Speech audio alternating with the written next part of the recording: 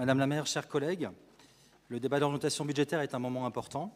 En cette période de crise multiple, climatique, économique et sociale, il nous faut continuer à mettre en œuvre des politiques publiques au plus près des Nantaises et des Nantais. En 2023, Pascal Bollot l'a expliqué, l'inflation restera à un niveau élevé, entre 4 et 7 %, avec notamment la poursuite de la hausse de l'énergie et des produits alimentaires de base.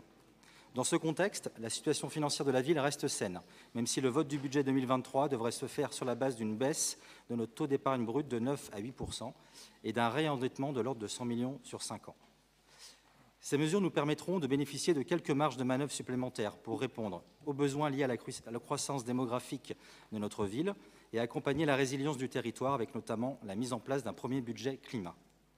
Le contexte est aussi le constat répété, année après année, d'une trop forte dépendance des villes et collectivités territoriales aux dotations de l'État. Nous notons ainsi le retour de la contractualisation via un pacte dit de confiance. Même si Mme Borne semble ne pas vouloir mettre en place de système de sanctions, ce pacte reste une belle formule pour parler de mise sous tutelle de nos finances dans le cadre d'une volonté politique de poursuite d'une exception européenne, le centralisme à la française. Finalement, que de recul depuis les premières lois de décentralisation. Et pendant ce temps-là, les annonces jupitériennes se succèdent. Demande d'annulation des festivals culturels pendant les Jeux Olympiques parisiens, alors que 80 % du budget du ministère de la Culture va déjà à la ville lumière. Elle nous coûte cher, cette lumière dont nous n'apercevons que quelques halos. Proposition de mise en place de RER dans 10 villes de province, sans concertation. Quid des sillons existants déjà largement réservés aux TGV? Quid des travaux et chantiers en cours? Quid des partenariats locaux? Octroi de 200 millions d'euros pour les transports d'Île-de-France et la moitié pour le reste des régions administratives françaises.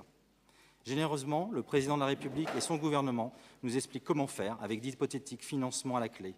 Là, on n'est plus dans le descendant, mais dans le condescendant. Or, une réelle autonomie politique et fiscale nous permettrait de mieux nous adapter aux crises sanitaires, écologiques et socio-économiques actuelles. C'est la réforme essentielle pour laquelle nous militons à l'UDB. Et pour conclure, petite précision sur l'expression « République une et indivisible » qui date de la Constitution de 1793. Dans la Constitution actuelle, la République est indivisible, soit, mais elle reconnaît une diversité des territoires, de statuts spécifiques, notamment en Outre-mer, et peut-être demain pour une Bretagne réunifiée. Je vous remercie. Merci. Marie Vitou.